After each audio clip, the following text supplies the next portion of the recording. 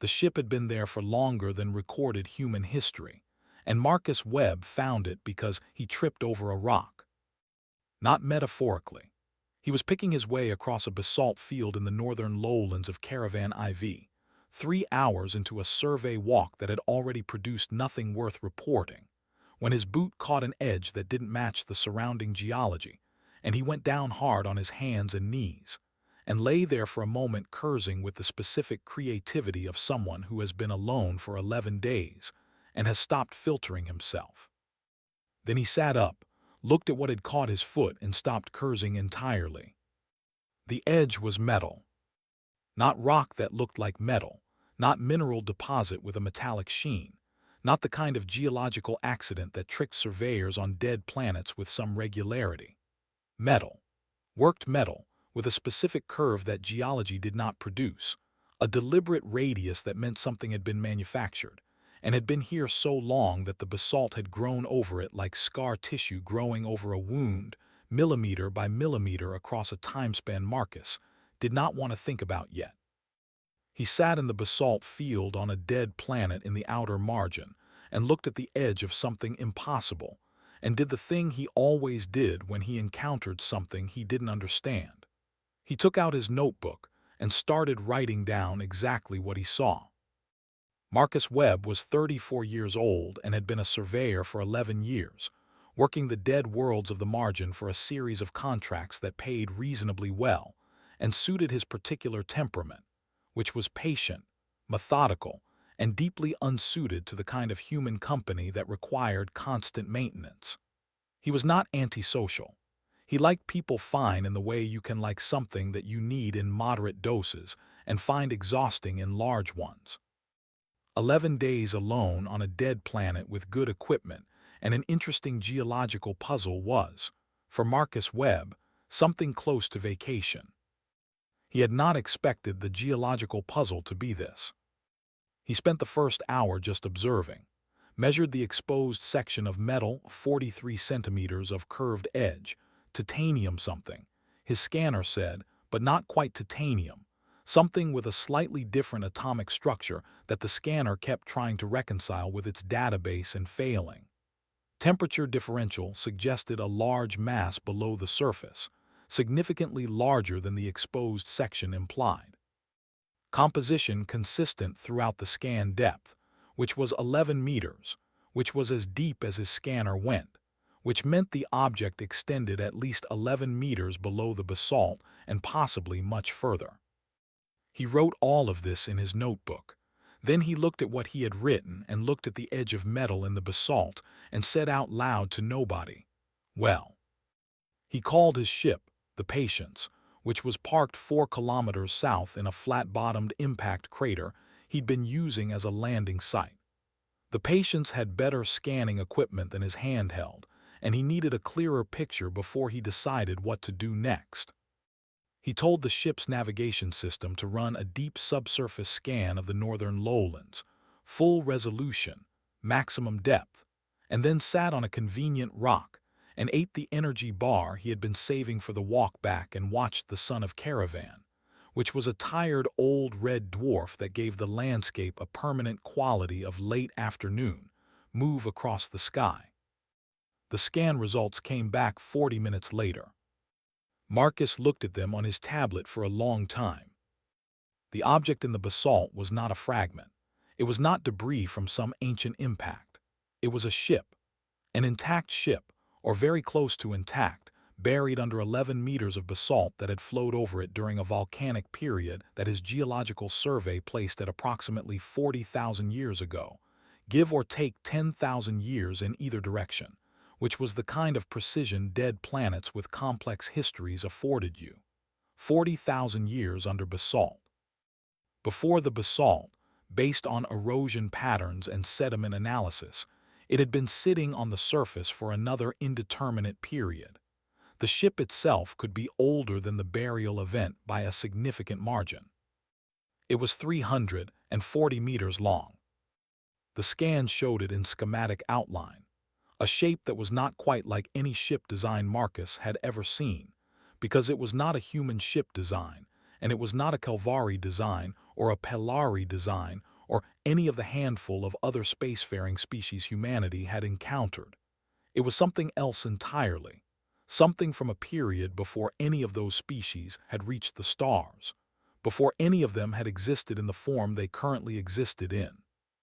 Something from the deep time of a galaxy that had been old before humanity's ancestors had climbed down from trees. Marcus put his tablet down. He looked at the basalt field. He looked at the edge of metal that his boot had found. He said, "Okay then." He was not an excitable man. This was, arguably, one of his flaws in a social context. He often had the affect of someone who had already accounted for the possibility of extraordinary things and had simply moved to the next practical question. But he was not unfeeling. Underneath the methodical exterior, something was happening that he didn't have good words for, a quality of stillness that was not absence of feeling but the feeling itself, compressed into quiet. He had found a 40,000-year-old alien starship on a dead planet in the outer margin because he tripped over a rock. The next practical question was, now what? He spent 2 days thinking about it before he called anyone. This was not unusual for Marcus. He thought carefully before acting, always had, and the decision he was facing required more careful thought than most. He had a legal obligation to report significant archaeological finds to the Margin Survey Authority, which was the regulatory body responsible for his surveying license and for the management of exactly this kind of discovery. He also had a contractual obligation to his current employer, a mid-sized resource extraction company called Harkin Consolidated, whose interest in Caravan IV was specifically mineral extraction, not archaeology, and who would likely become very interested in this discovery in ways that might not be in the discovery's best interest. He thought about what the Margin Survey Authority would do. They would secure the site, run their own analysis, classify the discovery according to their protocols, and then hand it over to an archaeological consortium that would spend 15 to 20 years getting proper funding and conducting proper research and publishing proper papers. In 30 years, there would be a small excavation project and eventually a museum exhibit somewhere. He thought about what Harkin Consolidated would do. He thought about that for about 90 seconds and then set it aside as an option he was not going to take. He thought about what he would do if he had the resources, which he did not. If he had the resources, he would excavate the ship. He would try to access its interior. He would see what was inside a vessel that had crossed interstellar space 40,000 years ago, and then stopped here, on a world that had been alive then. His geological survey suggested Caravan IV had been a wet, warm world with a functioning biosphere in that period, before the volcanic events that had killed it, and had been waiting in the rock ever since. He did not have the resources. He had the patience, a surveying toolkit, 11 days of food he was now 4 days into, and approximately 12,000 credits in a savings account that represented 11 years of careful living in a profession that paid reasonably but not generously. He was still thinking about it when his communication system flagged an incoming signal from Harkin Consolidated, which was his scheduled weekly check-in. The company wanted a status report on the mineral survey. Marcus looked at the flag for a moment. Then he pulled up the survey data from his first 10 days on Caravan IV, which showed mineral concentrations that were adequate but not exceptional. The kind of results that would lead Harkin to probably not extend his contract and likely not invest significantly in the planet. He packaged that data and sent it with a brief written summary that described his findings accurately and completely, mentioning nothing about the northern lowlands, because the northern lowlands were outside his contracted survey area. He had not lied. He had reported exactly what he was contracted to report. The edge of metal in the basalt was in Sector 7 of the northern lowlands, and his contract covered Sectors 1 through 4 of the southern plateau and the Central Valley Basin. He closed the communication log and looked at the stars through the Patience's viewport for a while. Caravan's tired red sun was setting.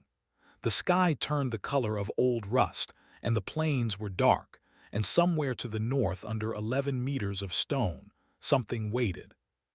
He made his decision the way he made all decisions, quietly, without drama, and in the full knowledge of what it would cost. He filed his survey report with Harkin, terminated his contract, collected the partial payment he was owed for days worked, and used that money plus most of his savings to extend his rental on the patients for another 60 days. Then he drove the ship to the northern lowlands and started digging. He did not have excavation equipment. He had a ship with maneuvering thrusters that, carefully applied at low altitude, could shift loose material. He had a general-purpose laser cutter rated for rock. He had an atmospheric extractor that he repurposed as a vacuum system for clearing debris. He built an excavation toolkit out of everything he had on the patients, and it was slow and inefficient, and he broke 3 pieces of equipment in the first week, and he made progress measured in centimeters per day, and he did not stop. 3 weeks in, with money running lower than he was comfortable with, and the basalt giving up its secret in slow, reluctant increments, he hit the hull. Not the edge this time, the hull proper, a section of it 4 meters across, cleared of stone, visible in the beam of his work lights. He set the lights up and stood in front of it and looked at it for a long time. It was dark gray, almost black, and smooth in a way that was not the smoothness of machined metal but something else, something that felt intentional in a different way, like the smoothness had a purpose he couldn't identify. There were markings on it. Not damage, not erosion marks. The hull was in extraordinary condition for something 40,000 years old, which itself said something significant about whoever had built it, but actual markings, deliberate geometry, patterns that were either decorative or communicative or both. Marcus photographed every centimeter of the exposed section, and then sat down next to the hull with his back against the stone and his notebook in his hand, and started making notes about the patterns, looking for structure. He found structure, not language. He had no basis for decoding a language 40,000 years old, from a civilization no one had ever encountered, but mathematics. The patterns, when he mapped them, contained ratios. Consistent ratios that kept recurring in different scales and different orientations throughout the visible section. Prime numbers, geometric progressions, things that were universally meaningful because they were true regardless of who was reading them. Somebody had put mathematics on the outside of their ship. He sat with that for a while. Then he wrote in his notebook, they expected to be found. Not by their own people. Their own people would not need mathematical primers on the hull. They had put the mathematics there for someone else, someone who would come later, someone who might not understand anything else about them but would, if they were a spacefaring species at all, understand numbers. Whoever had built this ship had planned for the possibility that it would be discovered by someone who didn't know them. They had left a key. He started looking for the door. He found it 2 weeks later, after expanding the excavation to cover most of the ship's port side. Not a door in any human sense. There was no visible seam, no handle, no mechanism he could identify. But the mathematical patterns on the hull concentrated around a specific section amidships, denser and more complex in that area, and when he mapped the concentration it formed a shape, and the shape was not random. He spent a week trying to understand what the shape was asking him to do. He had his notebook and his photographs, and a growing understanding of the mathematical language the builders had used, and he worked through it the way he worked through all hard problems. Systematically, patiently, without hurrying toward a conclusion his evidence didn't support yet. The answer, when it came, was almost embarrassingly simple. The shape was a sequence. Not a code exactly, more like a question. A mathematical question with a specific correct answer, and the answer, when you found it, generated a number, and the number was also a physical measurement, and the measurement pointed to a specific point on the hull where you were supposed to apply. He tested several things before he found the right one: sound. A specific frequency of sound, sustained for a specific duration. He generated the frequency with the patient's audio system, aimed it at the hull, held it for the specified duration. The door opened. It opened slowly, the way very old and very large things move when they haven't moved in 40,000 years, a section of hull retracting with a sound that was somewhere between a groan and a hum, a sound that went through Marcus's chest and settled there. Light came from inside, not the emergency red of failing systems, but a steady, functional white that meant something was still running in there. Something had been waiting for 40,000 years and had kept the lights on. He stood in front of the open door for a moment. Then he picked up his notebook, put on his helmet, checked his oxygen supply, and went in. The interior of the ship was the most beautiful and most disorienting thing Marcus Webb had ever seen, and he had seen things that most humans never saw, had been on 37 dead worlds and a dozen active ones and several places in between, had watched volcanic events from a safe distance and walked on the floor of a drained ocean, and floated in zero-G through a debris field that had been a city once. None of that had prepared him for this.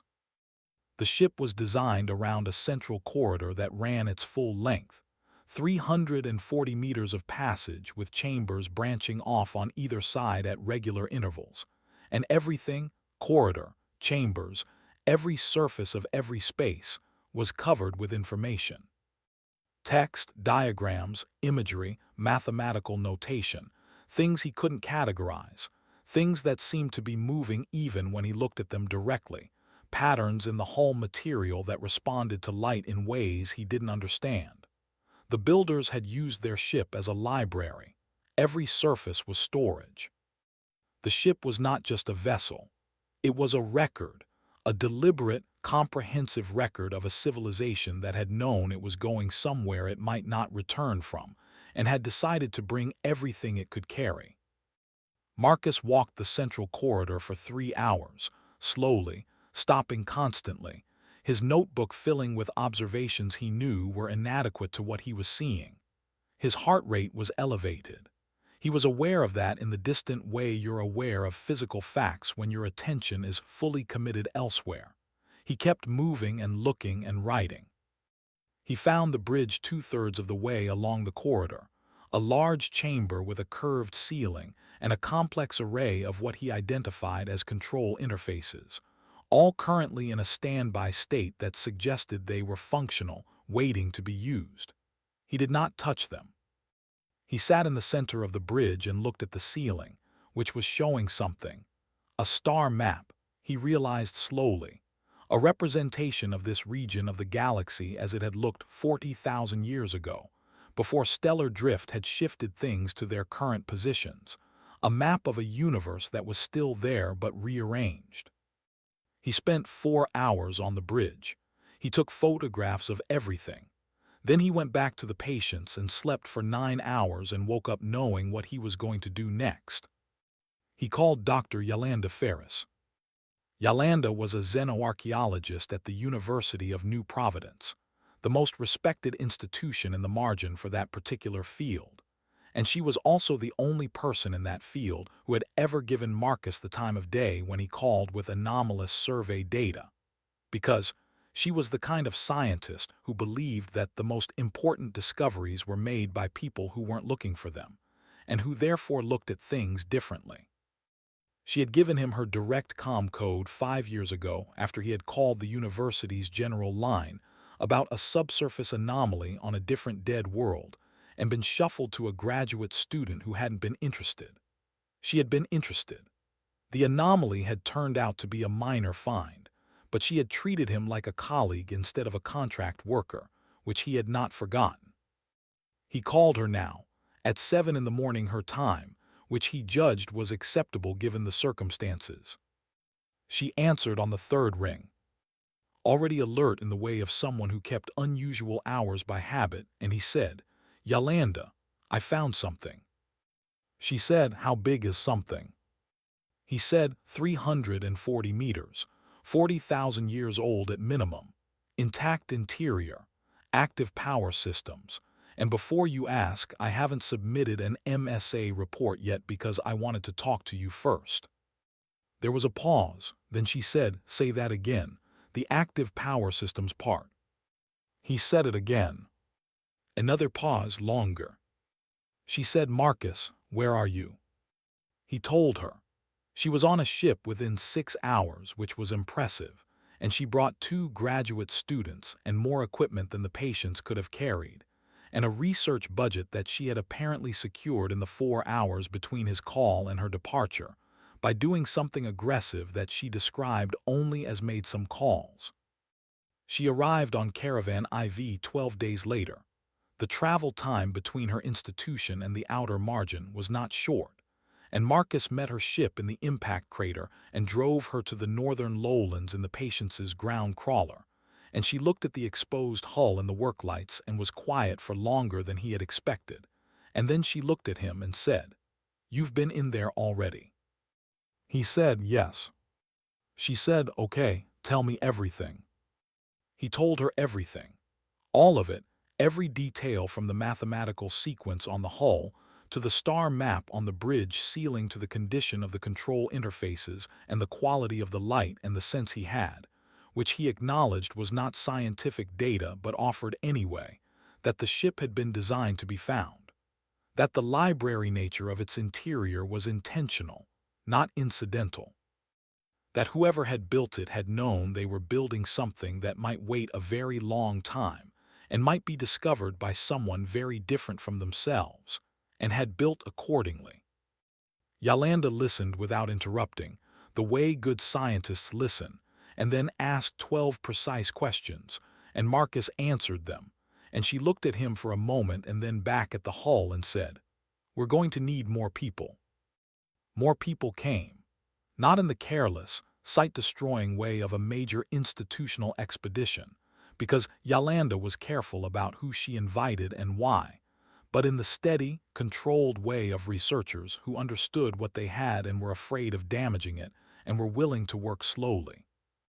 Over the next 3 months, the team on Caravan IV grew to 37 people, a mix of archaeologists and linguists and physicists and engineers, and one mathematician named Tobias Crane, who Yolanda described as the most annoying genius she had ever worked with, and who proved, within 2 weeks of arrival, that he could read the mathematical language on the hull faster and more accurately than anyone else on the team. Marcus stayed. There was no formal reason for him to stay. He was a surveyor, not a scientist, and the science was now being done by people with credentials he didn't have. But Yolanda asked him to stay, and he was not going to say no to that. And besides, he felt a particular relationship with this discovery. Not ownership, nothing so simple as that, but the specific attachment of the person who was there first, who had tripped over the edge and gone in alone and sat on the bridge for 4 hours before anyone else knew it existed. He mostly did what he had always done: observed, recorded, made notes, asked careful questions, and listened to the answers. He became, without anyone formally assigning him the role, the institutional memory of the excavation, the person who had been there from the beginning and who remembered things that happened in week 1 that became relevant in month 6. Yolanda consulted him on logistics and site management, and occasionally, more often as months passed, on the larger questions that the discovery kept generating. The largest of those questions took 9 months to reach its full shape, but it had been present from the beginning in the form of a question Marcus had written in his notebook on the day he first sat on the bridge. If the ship was a library, what was it a library of? Not the content of the library, that was becoming clearer as the team worked through the materials. A vast record of a civilization that had called itself, as near as Tobias, and the linguistics team could determine from the mathematical and visual information encoded in the hull, something like the iron. Their history, their science, their art, their philosophy, their biological knowledge, all of it preserved in the material of the ship, embedded in layers that the team was slowly learning to read. The content was extraordinary, more extraordinary with every week of new understanding. But the why of it was the question that mattered most. Why had the Iron built this specific ship and sent it here and designed it to be found? What had they been trying to accomplish? The answer came from an unexpected direction. One of the graduate students, a young woman named Priya Ose, who was working on a subsection of the hull imagery in the aft section of the ship, came to Yolanda's makeshift office one evening looking like she hadn't slept in 2 days, which she hadn't, and said, "I think I understand what happened to them." Yolanda listened to her explanation, and then brought in Tobias and 3 other senior team members, and they all listened again, and then everyone was quiet for a while. What Priya had found in the imagery sequences she had been working through was a record of an event, not abstract history, an account of something specific, something the Iron had witnessed and had been desperate to record and desperate to communicate to whoever found this ship. The imagery, when properly sequenced according to the mathematical notation that Tobias had spent weeks decoding, described an encounter. The Iron had met something. Not a civilization, not an alien species in the conventional sense, but something they rendered in ways that Priya described as the visual equivalent of a scream. She said they called it Tobias, "Help me with this." Tobias said, "The closest translation is something like the silence, or the emptying." They used it as both a noun and a verb, which in their mathematical language suggests something that acts and also something that is a state, a condition that spreads. Priya said, "They encountered it about 200 years before the date of this ship, as far as we can establish, and in those 200 years it took everything else, every other civilization they knew of, 47 other spacefaring species gone, in 200 years. Nobody said anything for a moment. Then Marcus, who was sitting in the corner with his notebook, said, "And then they built this ship." Priya said, "And then they built this ship, and as many others as they could, I think. We're not sure how many, the records suggest at least dozens, possibly hundreds, sent them to different places, designed to survive for as long as necessary, designed to be found." Yolanda said, "They were preserving their knowledge." Marcus said, "They were doing more than that." Everyone looked at him. He looked at his notebook. Then he looked up. He said, "They were warning us. Whatever took them, they spent their last resources building libraries and scattering them across the galaxy because they wanted whoever came after to know what was coming, to have the knowledge to fight it, or to survive it, to at least know what they were dealing with." He said, "The ship isn't just a record of the Iron. It's a tactical document. The mathematics on the hull isn't just a key to get inside. It's also the beginning of a lesson. Everything in this ship is structured the way it's structured because they were trying to teach someone." Priya said, "Teach us what?" Marcus said, "That's the question we need to answer." It took another 3 years to answer it.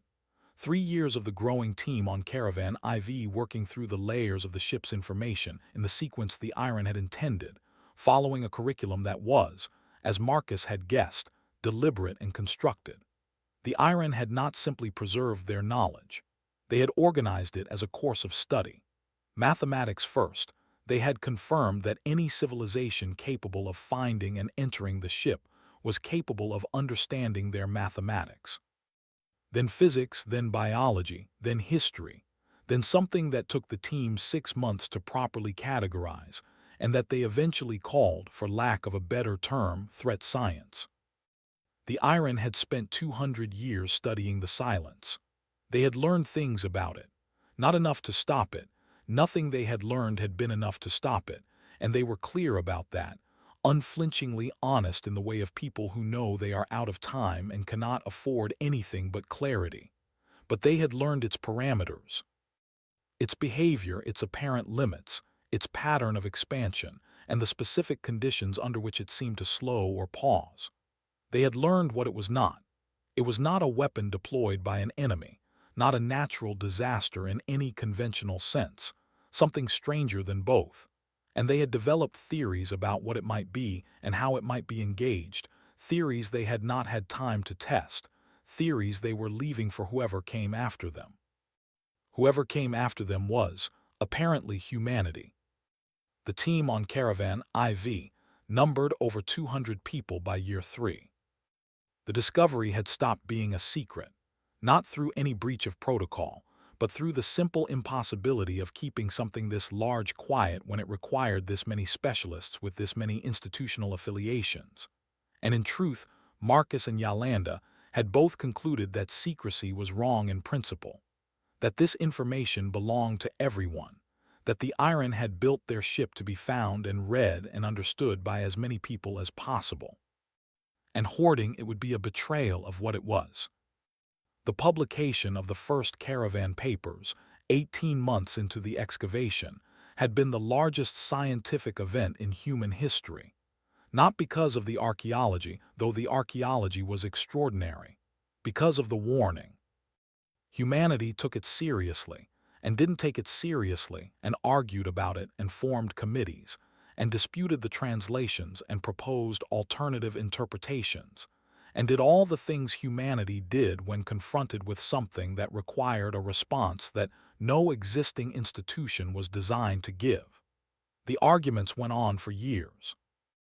Marcus watched them from Caravan IV, where he had established a permanent residence in a habitat module next to the excavation site, because there was nowhere else he wanted to be. He was 40 years old when Yolanda came to find him one evening and said, "I want you to read something." She handed him a tablet with a document on it, a proposal authored by 17 of the most senior scientists on the team, endorsed by institutions on 9 human worlds and 1 Calvary University that had become involved in the caravan research through the growing Human Calvary academic exchange.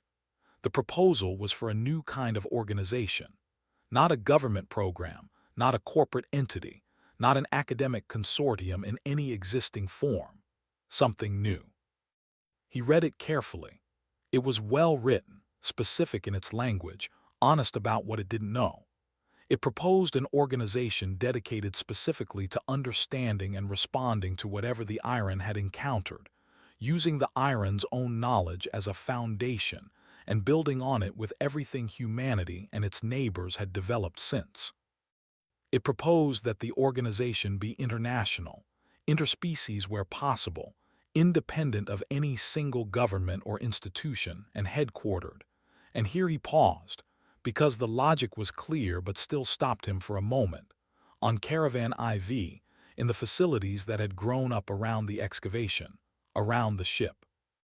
Around the ship that had been waiting 40,000 years for someone to trip over it. He handed the tablet back to Yolanda. He said, "Who did you have in mind for the initial leadership structure?" She looked at him steadily. She said, "That depends on whether a certain surveyor who's been living in a habitat module for 3 years is willing to do something different for a change." He said, "I'm not a scientist." She said, "No, you're the person who found it, knew what it was, protected it, brought the right people in, and has been thinking about what it means for longer than anyone else. That's not nothing, Marcus." He said, "You could lead it yourself." She said, "I'm better at the science than the organization. You are very good at organization. You have been organizing this site for 3 years in ways that nobody formally asked you to do." He thought about it. He looked at the ship, which was fully excavated now, standing in the open air of Caravan IV's harsh atmosphere for the first time in 40,000 years, lit by work lights that turned its dark hull the color of deep water. It was not smaller for being fully revealed. It was larger, somehow, than it had seemed when he had first found the edge of it with his boot. It occupied the landscape the way significant things occupied their context, not by dominating everything else, but by giving everything else a scale it hadn't had before. He said, "The Iron built dozens of these ships, maybe hundreds. They're out there somewhere on other dead planets, in asteroid fields, wherever they landed. Finding them all is going to require a lot of surveyors." Yolanda said, "Yes, it is." He said, "I want that to be part of it, not just studying this one, finding the others." She said, "It's in the proposal, page 12. He read page 12, Then he said, "What do we call it?" She said, "We were thinking the Iron Foundation, in their honor." He thought about 47 civilizations, gone in 200 years. He thought about the people who had built this ship knowing they would not survive to know if anyone found it, who had packed their knowledge and their warning and their theories about something terrible into the hull of a vessel, and sent it out into a universe that had nothing left in it that they recognized. He thought about the mathematics on the hull, the key, the primer, the greeting from one thinking mind to another across 40,000 years of silence. He said, "Yes, all right." He led the Iron Foundation for the next 22 years. He was not the most brilliant person in it. That was probably Tobias, or possibly Priya, who became the leading expert on the silence, and who spent 15 years building a theory that the team eventually decided was likely correct and terrifying in ways that required a response at scales humanity had never attempted. He was not the most charismatic leader. Yolanda was better at that, and he leaned on her for the things she was better at, which she had insisted was the arrangement, and which worked better than any other arrangement would have. He was not the person who made the fundamental scientific breakthroughs, because he was still, at heart, a surveyor, and what surveyors did was observe and record and connect observations to other observations in ways that produced a more complete picture. He was the person who made the foundation work, who kept it independent when governments tried to subsume it, and when corporations tried to fund it in ways that would have changed what it was, and when, twice, internal disputes threatened to fracture it into competing factions that would have destroyed its effectiveness. He was the person who hired the right people and trusted them and got out of their way and showed up when it mattered and made the calls that nobody else wanted to make and accepted the blame for the decisions that went wrong and gave the credit for the decisions that went right to the people who had made them. He was also the person who found the next iron ship, not because he was still doing survey work, though he went back to survey work when the foundation was stable enough to run without his daily presence, because he had missed it, the quiet of dead planets and the particular satisfaction of finding things. The second ship was on a world called Harmon's Rock in a different part of the margin, in a lava tube, found by a surveyor named Diana Reyes, who had been specifically hired and trained by the Foundation for exactly this purpose, and who called Marcus directly when her scanner returned the familiar mass signature. He was there in 10 days. He stood in the lava tube with Diana and looked at the second iron ship, which was smaller than the first, 180 meters, and had a different kind of hull marking, and which Diana had already identified as designed to be accessible through a different mathematical sequence that she had partially decoded on the transit from her base camp. Marcus stood and looked at it. Then he took out his notebook, which was the same brand of notebook he had been using for 25 years, ordered in bulk from the same manufacturer, because he had found one he liked and saw no reason to change it, and he started writing down what he observed. Diana watched him for a moment. She had been briefed extensively on the caravan discovery. Of course, everyone at the Foundation had, and she had read the papers and watched the documentary reconstructions and studied the photographs and the virtual tour. She had known what she was looking for when she came to Harmon's Rock. But watching Marcus Webb stand in front of the second iron ship and open his notebook was something different from all the documented history of the first discovery, something she hadn't anticipated. She said, "What does it feel like, finding a second one?" He considered the question. He was quiet for a while. Then he said, "Like getting a second chapter of something you read years ago and weren't sure was finished." She said, "Do you think there are hundreds of them, the way the iron records suggest?" He said, "I think there might be, and I think each one is going to tell us something the others don't, because the iron were systematic. They wouldn't have sent out duplicates. They would have distributed different information across different ships." She said, "So we need to find all of them." He said, "We need to find all of them." She looked at the ship for a moment. Then she looked at him. She said, I wanted to be the one to find the second one. That was my goal when I joined the Foundation. I wanted to find the next one. He said, "You did." She said, "I know, she paused. I spent a lot of time thinking about what it would feel like, and now I can't quite feel it. It's too big." He said, "Give it a few days. That's what it takes. The first day or two you can't feel it properly because it's too large and your brain doesn't have the context yet. By day 3, you start to understand what you're standing next to." She said, "Is that what happened to you, on Caravan?" He said, "On Caravan I lay face down in a basalt field for a while. Different process." She laughed unexpectedly, a real laugh, and the sound of it went up through the lava tube into the dark. He stayed on Harmon's Rock for 3 weeks while Diana's team began the initial survey. Then he went back to the Foundation and the work continued, the way it had always continued, the way it would continue after him. Because the thing about building something that was bigger than any individual was that it kept going. That was the point. That was what the Iron had understood when they built their ships. You did not have to see the end of a thing to begin it. You did not have to know who would finish it. You only had to build it well enough that the next person could continue.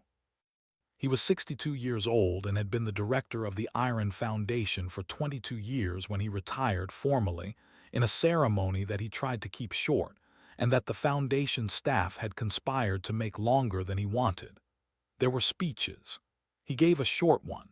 Yolanda gave a longer one that was better, which he had expected and was grateful for.